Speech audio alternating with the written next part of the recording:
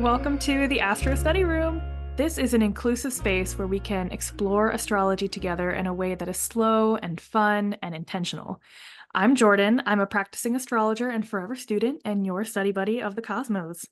I really enjoy getting into the philosophy and the history and the ongoing research that is coming from the astrology community. Yes, I'm so excited. I'm Ember, your friendly neighborhood fire fairy witch, and I am so pumped to be here with Jordan and all of you. I've been casually studying astrology for about the past year, and I am super excited to be taking my learning and studying to the next level, especially with this podcast. And I just love using astrology to help really understand different parts of myself. And I'm super excited to get into the more spiritual aspects of astrology. Yeah. We want this podcast to feel like it's close friends and classmates who decided to just grab coffee together after class and to go over our study notes. So these episodes are not meant to be lectures, but we are both university researchers and we will provide citations, receipts, and credits where it is due. Every other Tuesday, we will be exploring core astrology topics, breaking them down, and just really chatting about how these concepts show up in our real lives, and also reflect on the wisdom that the stars have to share with us. If you enjoyed this episode, I hope you will consider subscribing and leaving us a review to help grow our little cohort of astrology students. And we are really excited to share with you all that we have a completely free Patreon that anyone can join. We will be sharing things like behind the scenes, extra journal prompts, musings, ritual ideas, and hopefully a growing cohort of astrology students. Yes, our Astro Star students. Yes. Yeah, I'm so pumped for our Patreon. Like so excited. And like we've been working on study guides for you all. So cute. You're so cute. I'm so impressed with us. We're like both on Canva, just like editing and like watching Instead of doing our jobs. instead of doing our jobs. Sorry, boss, if you're listening to this. Um, so Jordan, I really wanted to ask and kind of like have you share with our listeners. Obviously, I know a little bit about why you wanted to start this podcast, but what was like your main motivator for getting this going? So I had it in my head for a while that I wanted to start a podcast.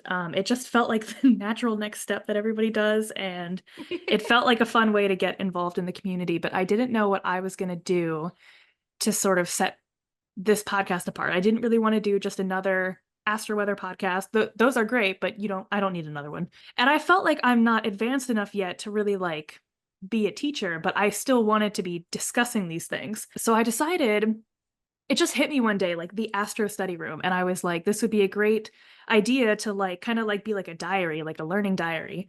And I thought it would be cool to kind of break down a lot of the astrology jargon.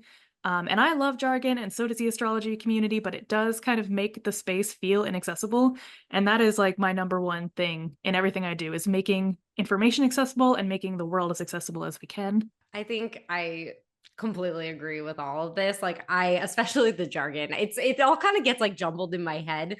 And I was always interested in astrology. Like I was always like, making kind of like those like basic witch comments like, oh, my Cancer sun. And like, but I really only knew about my sun sign and my moon sign. And it wasn't until I really found community to learn with that things started clicking. And I really like found that drive to understand what you're working with when you're talking about astrology. And so I started working with Tanae Stewart and her Starlight Coven. I'm in her inner circle through, I think it was one of like Wendy Mata's workshop programs. You know how they like run those free programs, which, oh my gosh, I highly recommend if you ever see like free workshops and it's something you're interested in, do it. Like support your local witch community. Like there's so many amazing programs out there. And that's how I found Tanae. And that was about the end of last summer. And just the way she spoke about astrology and incorporated seasons and elements into her explanations of the signs, the houses really just spoke to me. And then within her inner circle, we have like a little group and we always comment and talk about things. We have workshops, and that's just been a really incredible space to talk about, not really even just astrology. We talk about like spiritual practices, goddess work, divine femininity, and how that incorporates into our charts, which is super cool. And things just started clicking for me. And that was so helpful. So I'm really excited that we're trying to start our own little space here to have people to study with. Yeah, especially with astrology being such a minority interest and such a minority study, like you really need community, or else one, you're not going to grow without some kind of community, but also like you need that to feel like you're not alone, to bounce ideas off with each other, to learn from a more diverse community outside of just yourself. And it's interesting too, because when I had this idea for the podcast, I totally wanted to do it by myself because we've talked about this, you and I, Ember, but like I don't love to share control. And I just felt like it would be easier for me to do this by myself, but I felt like intuitively that I had to ask you. But I didn't because I don't know, I'm stubborn. Um, so I did a tarot reading with my mom. Shout out to my mom. Hi, mom. And it basically said that like the podcast was going to be like wildly unsuccessful, but that I was going to meet someone that would change my life. And I was like, okay, all right, I guess that's still fun.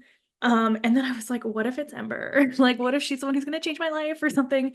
And I just couldn't stop thinking. And the other thing too, I like I guess because like this was like my little like we talked about this like because this was kind of like my baby, I almost had this fear of like asking you and you not liking it and I'd be like rejected my child.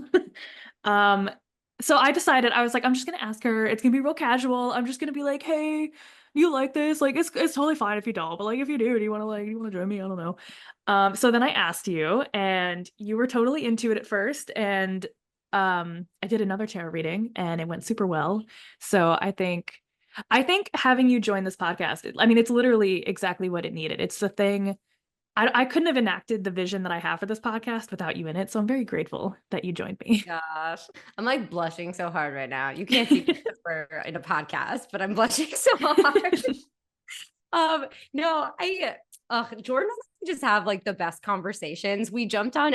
Jordan was actually one of the first people to do a full chart reading for me, which I'll totally go into another time. But it was such an amazing conversation we had. We were probably on Zoom together for like 3 or 4 hours. Oh yeah. Oh It was yeah. a long time. Yeah. But what's like so crazy to me about your story is that sometime back in March, I actually filmed a podcast for the first time with Matt Stein of Contemplating Resonance podcast. It's a great podcast. You should totally check it out. But I was talking more about burlesque and how I incorporate spirituality into my burlesque and the history of burlesque. And after recording that episode, I was just so hooked. Like I was energized. I had such a good time. We were like laughing so much. And I don't know, he just in that after we were done, he kind of just expressed like, hey, Amber, you'd be like really fun on a podcast. You really seem to enjoy it. You have such great energy. I was like, oh my God, Matt, stop. You tell everyone that. But I just like got this bug that was like, maybe I need to do a podcast. And that was back in March. And I was like, no way, that's a lot of work to do on my own. There's no way I don't even know what I would talk about. I don't know what I want to do. There's no way I'd get it off the ground. And then I like was talking about it with my partner for a while. And then just fast forward to when you and I started talking, when you first told me about the podcast idea, I was like, oh my gosh, that sounds so fun. Like, Yeah, the interesting too is you were like one of the only people I told, because I was like, you didn't know this at the time, but I was like putting out feelers. Because again, I had it in my head. I was like, I need to ask her, but I just didn't. I just like was afraid of like, commitment issues and all that. But like, I just felt like I had to ask you. And so I put out feelers. I was like, and you're like the only person I told about this. Hi, editing Jordan here. I wrote this in my notes and I totally forgot to mention it here, but I wanted to pop in and also mention that there were two other people that I told about this podcast idea, and they are my dear friends from the Mystical Mermaid Lounge podcast. And I highly recommend that you go check out their podcast. They do a great job at interviewing different people and how they discovered their spirituality and how they have grown into themselves and their own self-discovery and their personal growth. It's very spiritual. They focus on mediumship, different psychics, just different paths to finding yourself in different ways towards spirituality. So I highly recommend checking them out. I put out feelers and I was like, what do you think? And like, just trying to get a vibe. I was so clueless. I was like, yeah, girl, get it. Like, go. But no, when you were like hopping in my DMs and you were like, actually, hey, do you want to do this thing with me? And then I just love how like nervous we were at first. And when we were like, you were like, but like you don't have to if you're like It's not into it. casual, And it's I was like, whatever. but like, would you really want me? Like, you think I'm qualified to do this? Like, Do you I think just I'm think cool? it's so amazing how it manifested. Like, I'm still honestly shocked to be here. No, I think, and we've talked about this a lot as we're coming up to this first episode, but I think we have so quickly acknowledged like the different things that you and I are going to bring to this podcast and how we're going to balance each other out so well. I don't think this podcast could exist without either of us. Oh my gosh, we're just like both nonstop, just buzzing with Yeah. excitement, y'all. So get ready because it's gonna be a super fun time. We're just so pumped. And yeah, we have just run into so many things that have like, I feel like proven that this is how it's supposed to be. And one of those things was, again, with that tarot reading that I did with my mom, where things were looking much better. By the way, I might share those on our Patreon. But the last card, we did the Celtic Cross spread, and the last card for outcome, future outcome for this podcast, I got 10 of Pentacles. And then I know the next day, Ember, you got. Yeah, I got the Ace of Pentacles. I'm a very much like one and done girl. Like sometimes I'm just like, I have a question. I'm gonna like pull a card real fast. And so I asked about, I was like, what are the vibes for this podcast? And just Ace of Pentacles came out. It was so beautiful. So all about like new opportunities, abundance. Like, I mean, you can't really ask for anything better. And I'm just like excited. I keep saying excited. Excited is definitely the right word. And I'm so sorry if I repeat that like 100 times in this episode, but I am so excited about this podcast and for our Patreon. We, as I've already mentioned, have been working on these resources for you. We'll continue to share our class notes. So definitely get on over there and sign up. We'll put the link in this first podcast episode. And speaking of our first episode, let's introduce what we're going to talk about today. So, we're going to talk about what a birth chart even is, an introduction to the planets and the astrological signs. So, this is very like intro stuff. We're going to go pretty superficial here, but if you haven't been familiar with astrology before, this will be a really good opportunity to kind of just like start to hear some of the lingo, some of the things we'll be talking about. And if you are deep in your studies, this will be a good like kind of review for you. So buckle up, star students. Class is officially out and the study room is in session. Okay, we are going to jump into something I am super excited for. So, in every episode, Jordan is going to share the current major transits with us. And so, when I first started learning astrology, I definitely didn't know what a transit was. So, we were talking about having this section, hoping to kind of include the breakdown of the planetary movements, how they're impacting us, you, the collective, whatever. And Jordan does an amazing job sharing this in a super accessible and easy to digest way. So let's go. Oh, well, thank you, Ember. That's so sweet.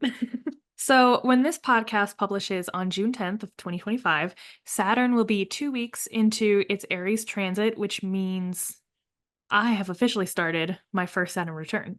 So, Do-do-do. pray for me. But in general, Saturn shows us limitations, boundaries, challenges, authority, and responsibility.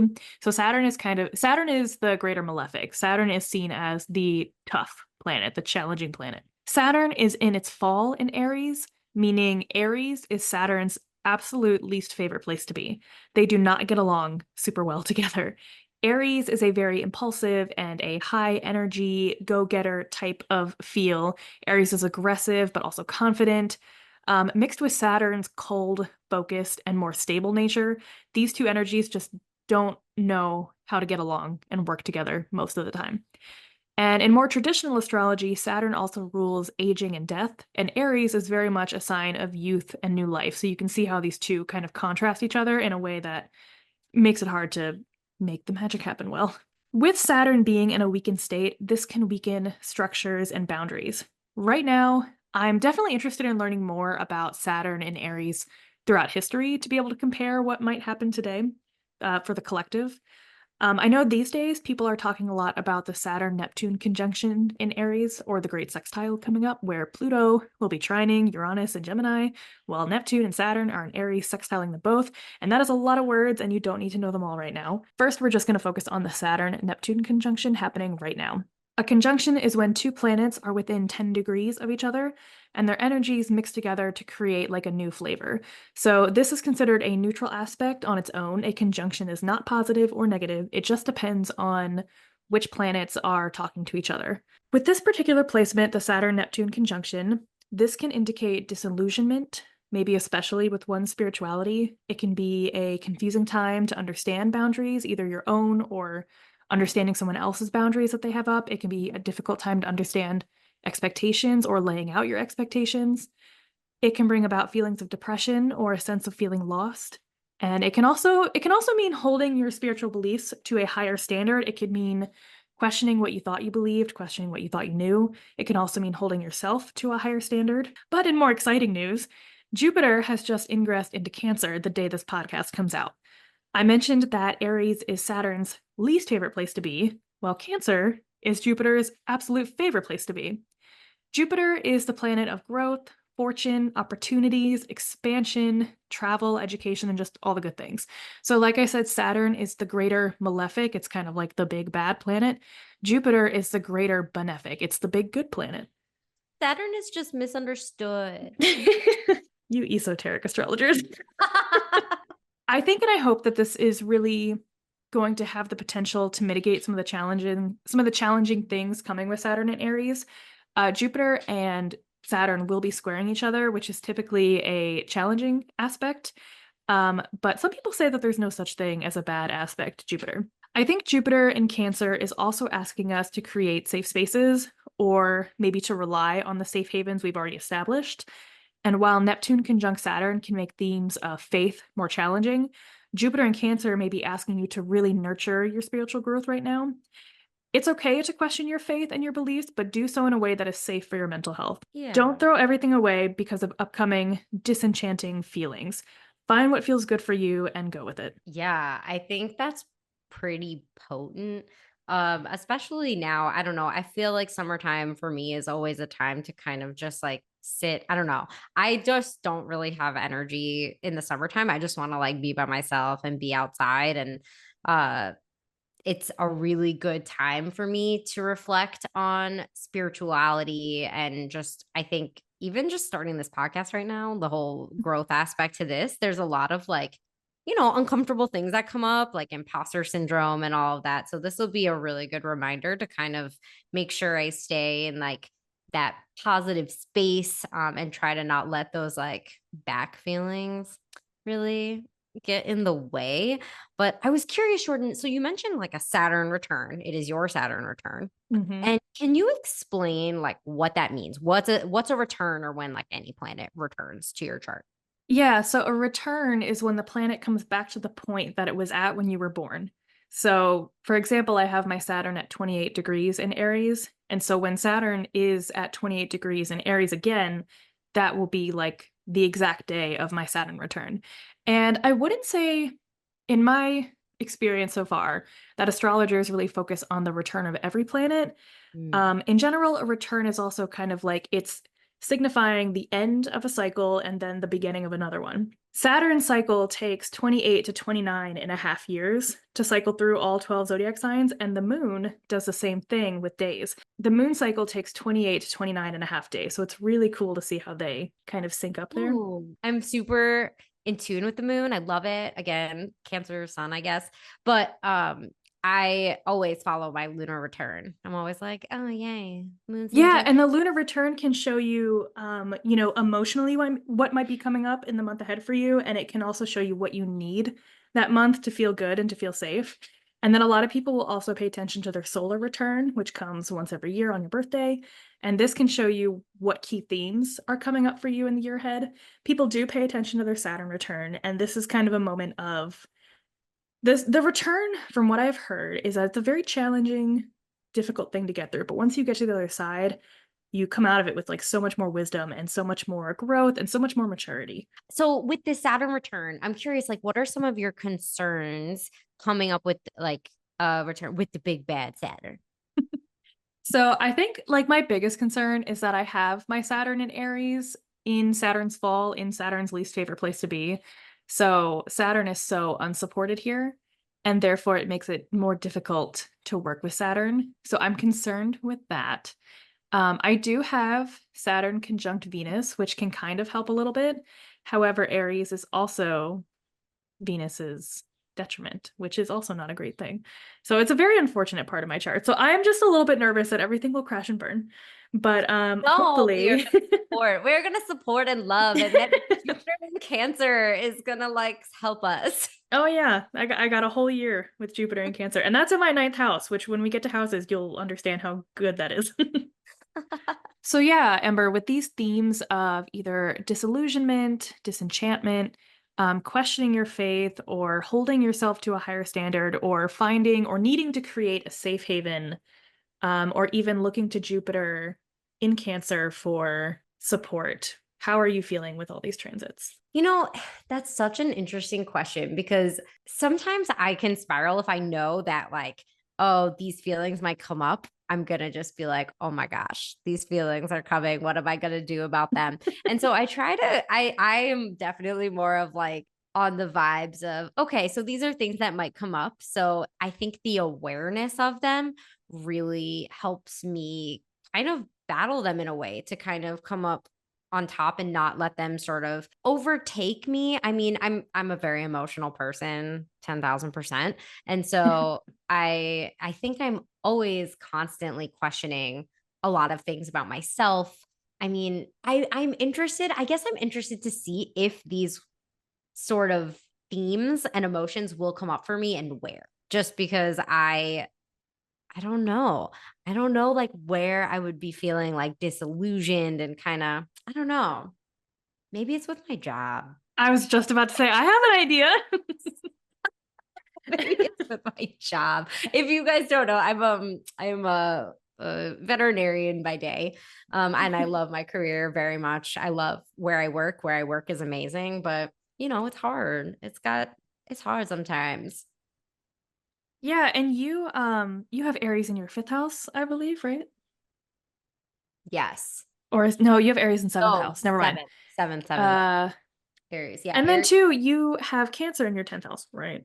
I do have cancer. Okay. That's why I was like, "Ooh, my job."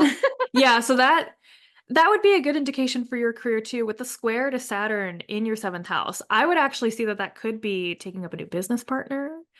Seventh house rules business partners. Saturn rules work, responsibility, and like the long-term effort it takes to make something happen. So that could be this podcast. And then Jupiter transiting your 10th house would make me think that this is a very positive change for you. If Yes, I love it gets this. to that. Yes. Yeah. Yeah. So, Jordan, what are your vibes for Jupiter in Cancer this year? I'm really excited. So, like I said, I have Cancer in my ninth house, and that's where Jupiter will be. And ninth house is about higher education, spirituality, religion, long distance travel. And next year, while Jupiter is still in Cancer, I will be graduating with my master's in library and information science, which is a very Jupiter Yay. exalted in ninth house thing. And then in July of 2026, Jupiter will be moving into my 10th house of career, where it is for you now, Ember. And I'm hopeful that I will see some good luck with the job search post graduation. Jordan, I am so excited for you about that, about graduating. That's gonna be so awesome. And I love like, yeah, job search, like 10th house. Good 10th house vibes is what we really all need right now. But yeah, I mean, I think this would be great. And like for our listeners, for our star students, if anybody wants to really think about and notice some of these similar themes in your lives. So themes of wanting to challenge authority, themes of struggling with boundaries, whether you're having trouble figuring out what your own boundaries are, or maybe trying to understand someone else's boundaries, themes of disillusionment or a pull to nurture your spirituality, themes of safety and security. So really just starting to notice those things, these boundaries. It's a really hard thing to do, but you know, journaling or maybe like hopping on our Patreon could help you sort some Yeah. of those out. Yeah, again, just to plug it, because we want it to be an awesome resource. We have our free Patreon linked in the show notes, and everyone is welcome to come to this Patreon and discuss how we're all feeling with these transits together. Yeah, and Jordan and I will be so excited to interact with you as well. And for those of us who maybe like live, breathe, and follow the moon cycle, we did just want to mention that we do have a Sag full moon occurring on June 11th. So tomorrow, or I guess technically, if you're in Eastern Standard Time, it'll be tonight, 3:44 a.m. on June 11th. It's also known as the strawberry moon. And Sag is just a sign that encourages exploration and stepping outside of your comfort zone. And so this full moon could be a really good time to travel, maybe delve deeper into some higher learning, like maybe this podcast, and just overall embrace the good vibes. Diving into something new could be so much fun for you. And so we'll put a blurb up about this full moon in our Patreon as well, and would love to know how it's vibing with you. Yeah, so that concludes this little astro weather segment. Let us know what you all thought of this. We weren't sure how deep we wanted to go into this or how brief we wanted to keep this section. So let us know how you're all feeling. And definitely let us know in the Patreon how you all are feeling with these transits or if you have any interesting placements in Aries or Cancer.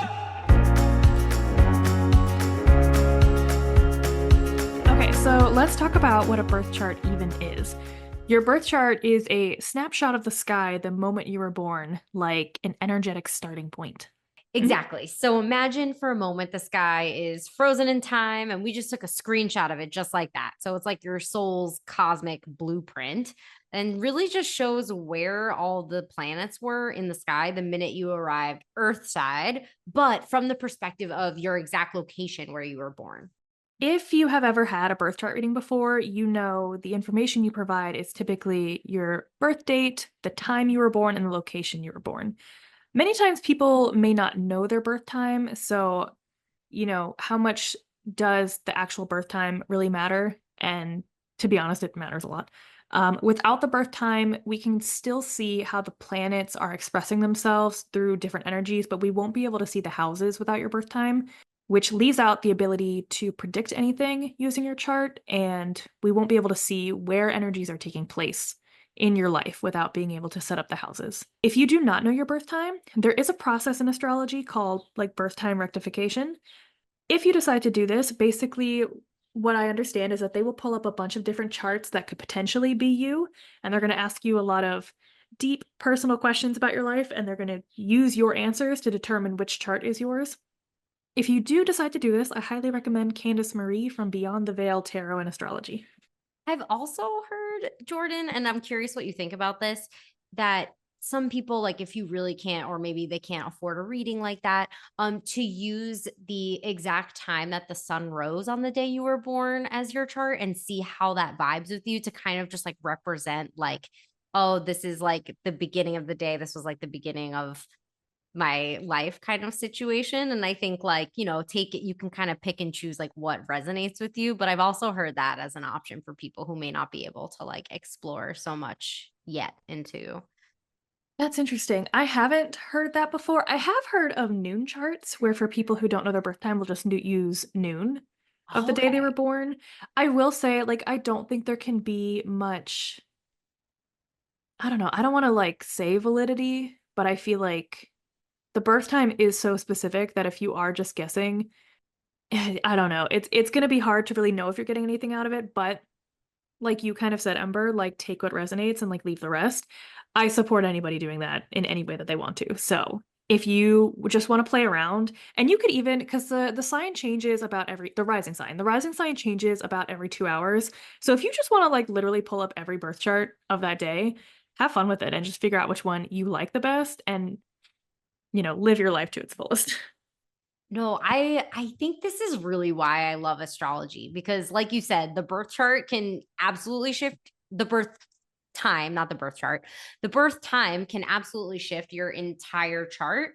And so it's so cute because it's like a little cosmic fingerprint and it's like what Yeah. what you have there won't be that many people who have like an exact chart like yours. One day we're going to have to talk about twin charts. Oh, I don't know what those are, but I'm very No, like excited. twins who are born at like, 1 minute apart. Oh, Like they basically have the same charts. oh, like twins Yeah, charts. literally twins. Yeah. What's a twin chart. Um, so, oh my gosh, yes. Yeah, that's so interesting because I was going to say that like it is cute. I was like, what scenarios would have similar charts? Mm, Hmm. yes, I would love to know. We do need to do an episode on that. Um, but yeah, I even my husband, he didn't know his birth time at all. So I kind of like did not want to I didn't want to pull up a chart. I didn't know how. I don't know. I was like, I'm not gonna waste my time with this. But we spent 2 months trying to find his birth certificate, and eventually like his mom randomly one day just like dropped off a box, and in that box happened to be his birth certificate. We didn't ask for it, it just was there, which was super cool. And I immediately dragged him back in the house, and then we spent the next 20 minutes talking about his chart. Yeah, I completely remember that. I remember you texted me and you were like, Jordan, I have it. And we started comparing the two like immediately. And actually since then I've taken in it a whole relationship and synastry astrology course. So we should take another look. Yes, I love that. Yeah, I'm so interested in that. Okay, so we've talked a little bit about like the birth times and if that matters. Let's talk about the different parts of the birth chart here. So, when I first started learning astrology, I had a really difficult time understanding how the planets and the houses and the signs actually came together and influenced each other and how you could really read that. So, Jordan, like, how would you go about explaining? Yeah, so a popular metaphor that you might hear in astrology is that the birth chart is like a stage play. Which as a theater geek, I absolutely love. And that resonates with me so much. I saw Beetlejuice this week on stage and Yes, I love Beetlejuice. yeah, it was so good. Wait, what do you think Beetlejuice's sun sign is? Ooh, okay. I would have to say that I think Beetlejuice, hear me out, is a Leo moon and maybe an Aquarius sun with an Aquarius rising. I almost wanted to say Capricorn sun because I love the idea of his sun being in 12th house, but I don't think that matches. So I'm gonna say Aquarius sun and Aquarius rising. And we'll go more into this in future episodes, but just to briefly touch on, the moon is our inner private world. It's what we need to feel safe and secure. And deep down, we know Beetlejuice loves the drama and the attention, whether good or bad. And I think he thrives on it. I think he needs it to feel safe and just feel secure. I feel like he is an Aquarius rising because he shows up in the world in an obviously eccentric way and has this attitude of, like, I don't care what anyone thinks. And this would put his moon and sun opposing each other, which means he was born under a full moon, and I love that for him. Plus, I think it can really exemplify the push and pull he feels between the Leo and the Aquarius energies. What do you think, Ember? I'm just laughing because I think like the attention's deep down, but also Beetlejuice is very like outwardly loving the attention too. So just like lots of fire sides. I don't know. But also how much thought you put into that. Like if like you could have seen I'm Jordan. real serious about this craft. Yeah. If you could have seen Jordan's face thinking through this. Um, so we're gonna go over a brief introduction of the planet. So get your flashcards or whatever you like to do to study, get ready, your colored pencils, and let's do this. All right, so the first thing I always recommend people start with is the planets. The planets are the what in the chart. It is what is happening. And to bring it back to the stage play metaphor, the planets are the actors. They are the ones doing the action. They are what is happening. So we will dive much deeper into the planets in future episodes, but I do just want to introduce you to each one very quickly so that you kind of have a base point. So the sun would be like your lead role. It is your life force and your identity. The moon is your inner private world, your emotions, your intuition, your body, your instincts. Mercury is intelligence and how you communicate. Venus is your love language, how you show love, how you receive love. Oh yeah. Mars is your passions, your motivations, and also your battle wounds. Jupiter is opportunities and expansion. Saturn is limitations and boundaries. Uranus is progressivism, unconventional, shocking, and surprising energies. Neptune is spirituality, art, rose colored glasses, confusion, escapism. Pluto is transformation and rebirth. Okay. So I can't wait to get into these That was a planets. lot, yeah. I can't wait to get into them more in later episodes. And we also will have a study guide for you on our Patreon because we know it can kind of be a lot. But we have personal planets and generational planets. And like, I don't know. I like to play with the asteroids too. Yeah, honestly, there are so many different ways to practice astrology. There's the different house systems, there's Vedic astrology, Western astrology, evolutionary, and the list can go on and on and on. So I really look forward to talking about all this different stuff and working through our own thoughts and opinions and questions in future episodes. But before we get like totally carried away, because again, there are hundreds of ways to do this, let's just talk about the zodiac signs using our theater metaphor again. So, like I said, the planets are the actors in the play. The signs are how the planet expresses itself. So, the signs add style and flavor and either support or no support. And this goes a bit into essential dignity, where the roles that the actors have been given can essentially be advantageous to them or not. Yeah. So can we go a little bit more into the dignities, Jordan? Because honestly, like the way I've studied astrology, I haven't really touched on this. And so when you explained it, this was really helpful to help understand it a little bit better. Yeah, so each planet has one or two signs that they are at home in. This is their domicile. This is where they are well supported and comfortable. So what's the difference then between like a is it domicile? Domicile. Domicile. Yep. Like home. So Domicile. you'll also hear people say their home sign is their domicile. They're Those two domicile. words can be a little interchangeable. So it's like it's dom. Oh. Oh. Okay. So it's domicile. Okay.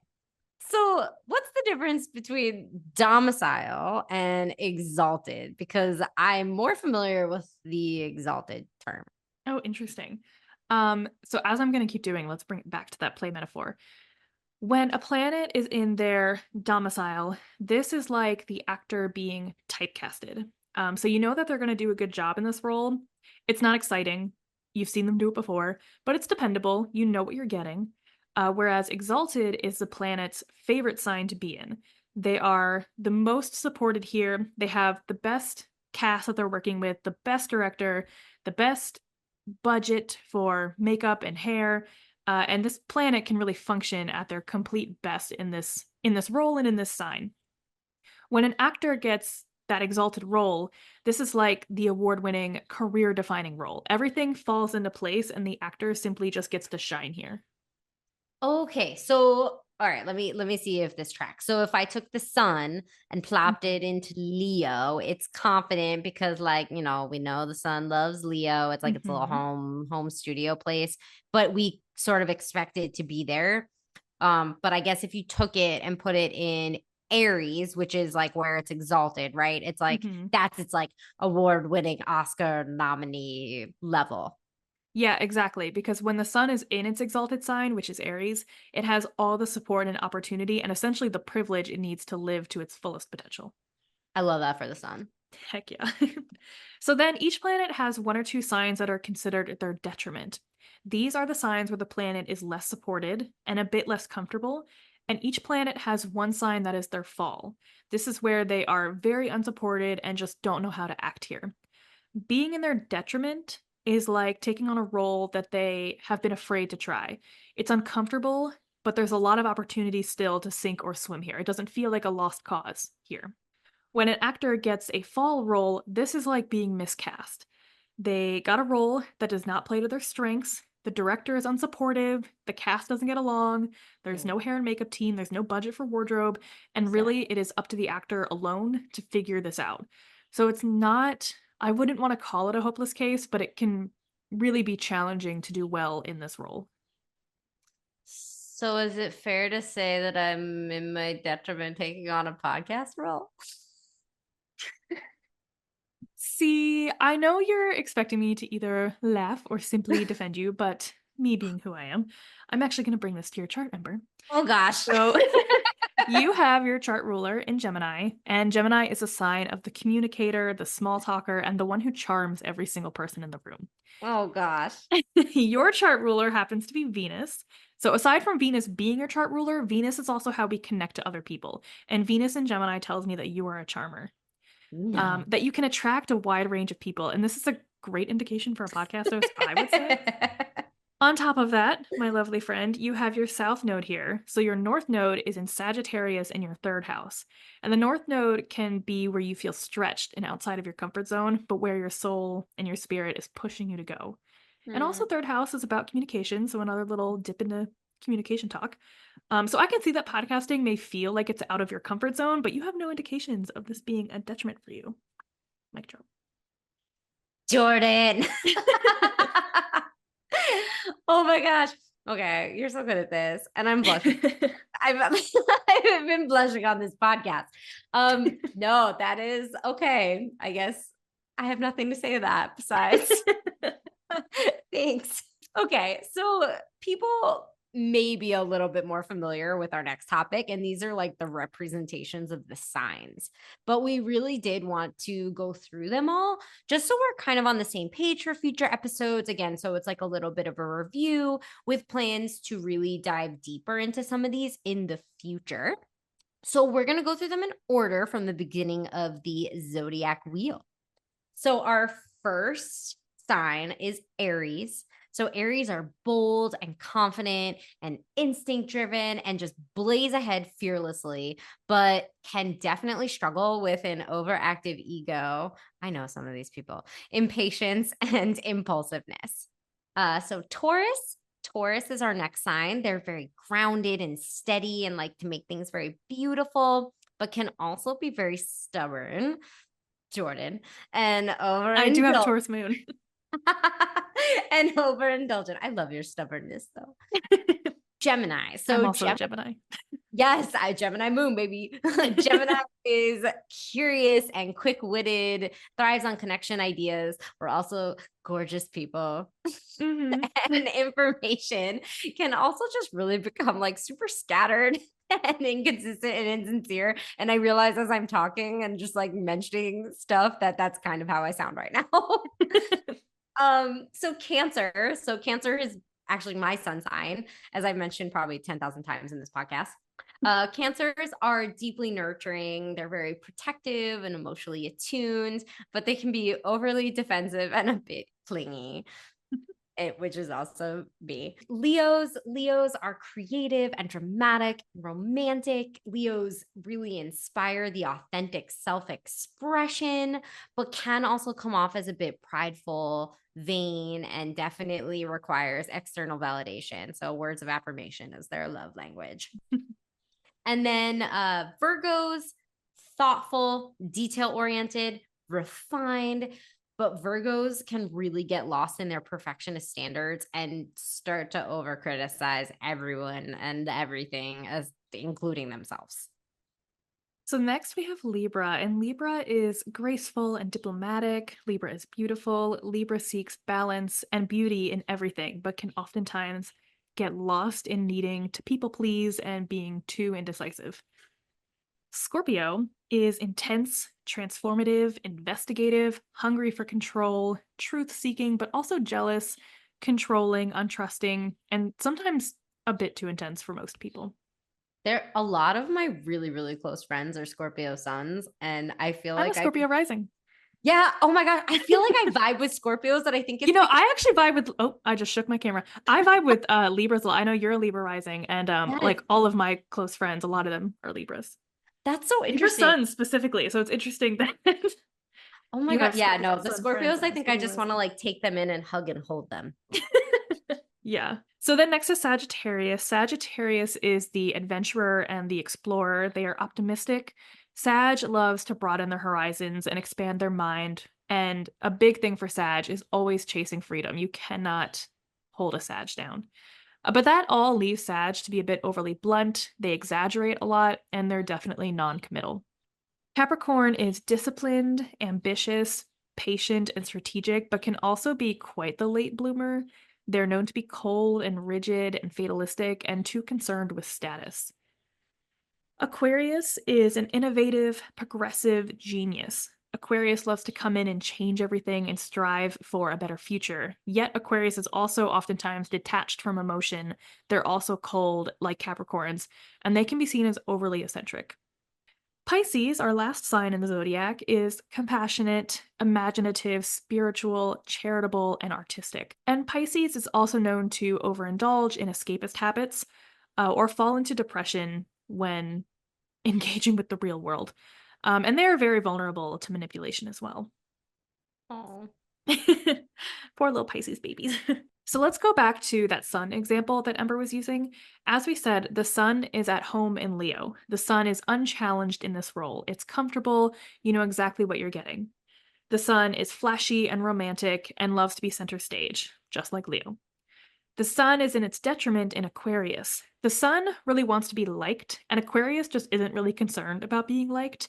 So the sun is uncomfortable here. The sun is uncomfortable with how eccentric Aquarius is because, again, the sun doesn't want to put people off. The sun wants you to like the sun. So the sun is uncomfortable here at first, but can still make it work. The sun is exalted in Aries. Here, the sun really gets to focus on itself.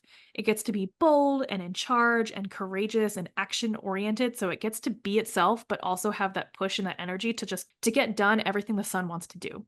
The sun is in its fall in Libra. Libra really cares about the other person. Sometimes Libra focuses too much on other people, but the sun wants to focus on the sun. The sun wants to focus on its own glory, its own identity, building its own life story.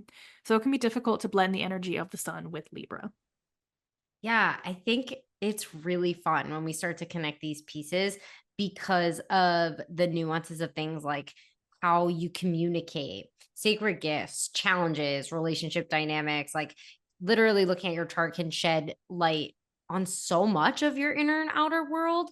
And that's what I love about astrology. It just helps me make sense of myself and situations I'm in. That's kind of why I just wanted to dive so deep into this.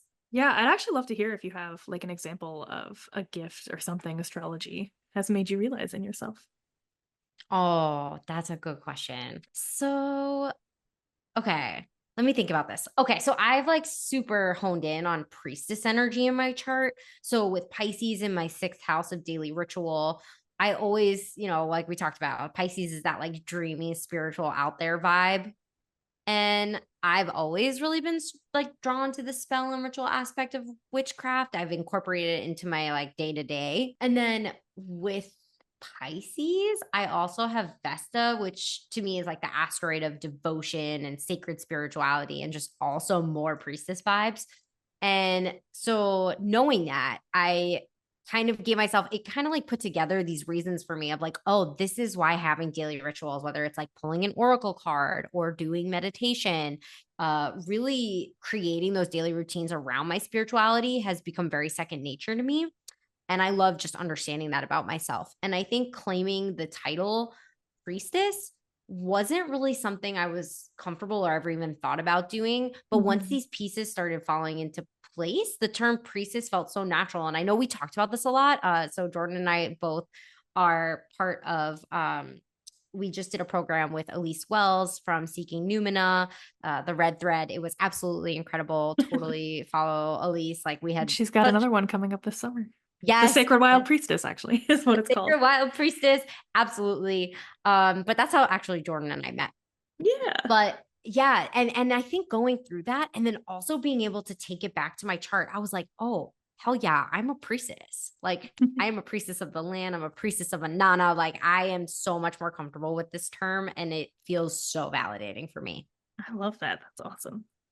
Yeah, well, thank you. Um, so okay, Jordan and I know this is a lot of information, especially if you're new to astrology. So we're gonna kind of like stop there for today for our first episode and really encourage you to just maybe start with the planets, get to know them. When I first started studying, I made some really cute flashcards with some glyphs and some info about the planets and signs. I still have them in like my little astrology book that I have. And like, get creative, have fun with it, get colored pencils. I studied them sometimes when I was pooping. I did the same thing. The You making studied them when you flashcards were part. pooping? I was like, let me clarify. I also made flashcards. It ended there. But yeah, if you've been studying astrology for a while and you're like, hey guys, I know this stuff. Hopefully this was still like a good refresher for you. But we are gonna dive a lot deeper in future episodes. while also trying to keep accessibility at the forefront of what we're talking about. So we're going to dive into heavier topics as we go on, but we still want to make sure that there's something that everybody can follow along with. But for our first few episodes, you can still look forward to learning more about the planets, the houses, signs, and aspects, and then still look forward to when we dive deeper. So we are reaching the end of our first episode in the Astro Study Room.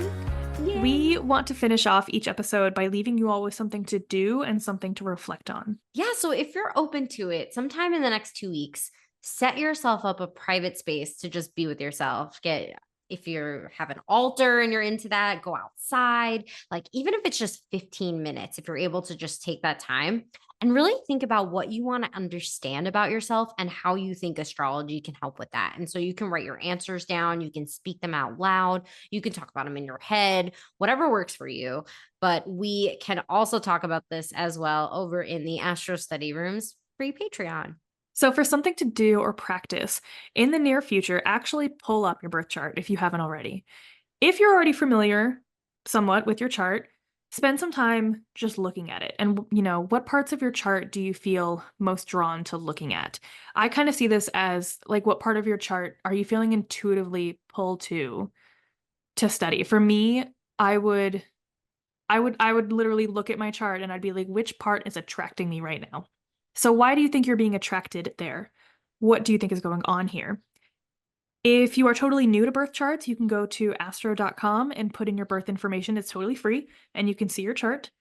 And I would ask you the same thing. Without knowing anything about astrology or birth charts, what part of your chart looks the most interesting to you? And then look up the planetary glyphs to learn more about what planets you're looking at. And also check out our free Patreon, where we will be releasing a cute little study guide to get to know the planets and their dignities. Thank you all so much for being here for this very episode. I know birth charts can feel super overwhelming at first. Like, I've been there not that long ago, but we're going to take it slow and we're going to do it together. And if you'd like to go a little bit deeper, we'll be posting a few more journal prompts behind the scenes and study guides to what we talked about today, as well as building a community of astrology students over on our free Patreon. It is, of course, linked in the show notes. Next time, we'll be diving more into the planets themselves and really getting to know each one and going over how the planets may express themselves in different signs in the charts. This podcast is my practice of asking big questions, uncovering the hidden truths, and creating an accessible space for others to do the same.